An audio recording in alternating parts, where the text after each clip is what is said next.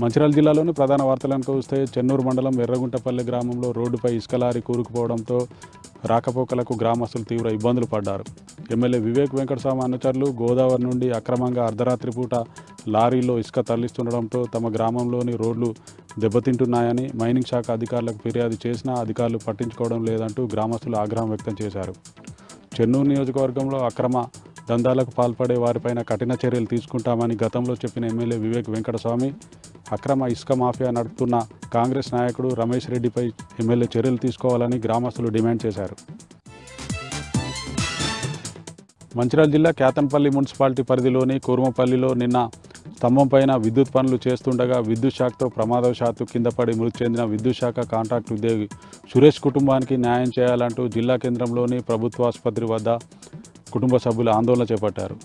మృతుని కుటుంబానికి 50 లక్షల రూపాయల నష్టపరిహారం, కుటుంబంలో ఒకరికి ప్రభుత్వ ఉద్యోగం ఇవ్వాలంటూ కుటుంబ సభ్యులు డిమాండ్ చేశారు. కొమ్రంభీం ఆసిఫాబాద్ జిల్లా వాంకిడి మండలం ఇందారం ఎక్స్ రోడ్ వద్ద ఆర్బీ ఇండస్ట్రియల్ జిన్నింగ్ మిల్లులో అగ్ని ప్రమాదం చోటు చేసుకుంది. ప్రమాదవశాత్తు నిప్పంటుకొని పత్తి దగ్ధమైంది. హుటాహుటిన ఫైర్ సిబ్బంది చేరుకొని మంటలను అదుపులోకి తీసుకొచ్చారు.